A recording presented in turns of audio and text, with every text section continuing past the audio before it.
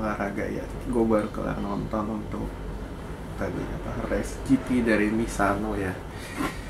Ya, akhirnya kita dapat menyaksikan untuk race yang spektakuler setelah beberapa saat kan dominasi Ducati ini, terutama dominasinya Pecco ya, berapa race terakhir ini dominan banget dan seakan tak tersentuh. Jadi race ini si Enea dan Vinales cukup memberikan perlawanan ya, terutama Enea lah kalau gue bilang. Jadi di awal ini kan selepas Miller jatuh, si Pecco langsung mimpin, sempat dapat perlawanan ya hingga tengah race masuk di paruh akhir, sisa 10 lap ya, Vinales bannya udah mulai habis, Enea masuk. Nah, Enea masuk 10 lap ini seru banget ditempel ketat, cuman ya sayang si Enea agak melebar, jadi Pecco lebih masuk dan dimasukin final sektor.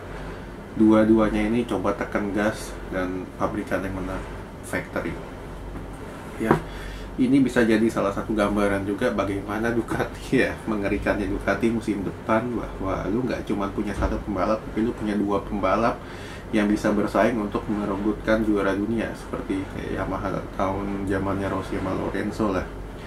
Jadi lu nggak cuma hanya mengandalkan satu, tapi dua pembalap yang bisa jadi juara dunia atau minimal juara seri lah. Dan ini yang akan terjadi di pedek Ducati tahun depan ya. Sedangkan untuk Aprilia sebetulnya Vinales ini agak salah perhitungan ya, karena bannya dia ketika masuk ke paruh akhir, dia ini coba untuk terus menekan, tapi menekan dari awal dan pas di paruh akhir udah mulai habis, jadi dia melambat, pilih ngamanin podium. It's a good choice. Kenapa? Karena daripada dia jatuh, dan dia juga butuh podium juga kan untuk coba memperbaiki peringkat, dan ini dilakukan. Marini dapat 4 ya. Bukan Marini ya, kalau gue bilang agak kurang berani istilahnya dalam ikut duel. Dia ini lebih memilih untuk, sebetulnya kalau gue lihat ya, dia ini motor dan tekniknya dia ini bisa untuk minimal memperebutkan duel lah dengan Vinales di posisi ketiga. Cuman di race ini dia agak memilih bermain aman, lebih ngamanin 13 poin. Kalau gue bilang ini sesekali harus dilakukan juga untuk dia berani duel. Kenapa? Karena ketika lu berduel ya lu menang, sedangkan kalau lu milih ngamanin poin ya nggak akan bisa lah bisa jadi untuk masuk ke step selanjutnya. Lalu si Quartararo di Yamaha ini nggak begitu cocok di track ini, dan dia lebih selepas dia nyalip Alex, dia lebih pilih untuk ngamanin poin. Oke, dengan jarak gua dengan Pecco masih jauh, masih 30 poin, gua nggak mau terlalu ambil resiko, dapat 11 poin, kita masuk ke race Aragon ya.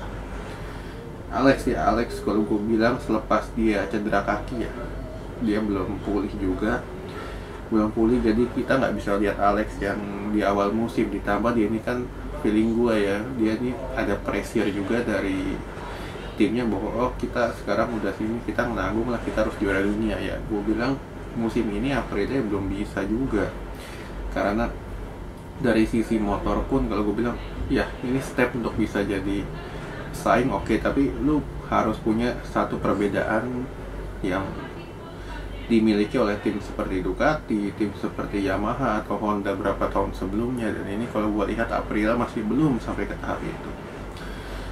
Jadi untuk musim ini ya nggak mungkin Aprilia untuk juara dunia ya. Lalu Suzuki very well juga, Suzuki ya rank 7 lumayan. Kenapa? Karena udah nggak ada perkembangan juga, jadi sisa race ini lu balapan dengan motor seadanya. Dan Rins berani juga berduel dengan Martin, salah satu rookie berapa tahun sebelumnya yang cukup bagus juga. Lalu Honda so-so lah, nggak ada perkembangan juga. Paul jatuh, Alex Marquez rank 10 ya, 10 atau 11 lah, dan nggak ada gregetnya Honda. Lalu ya ini juga jadi very well untuk Dovi setelah dia mengumumkan bahwa Misano ini akan menjadi race 2 yang terakhir, dan dia masuk rank 12, lumayan, dapat 4 poin. Dan ya MotoGP kembali harus melepas legendanya untuk pensiun, yaitu Dovi. Oke, sekian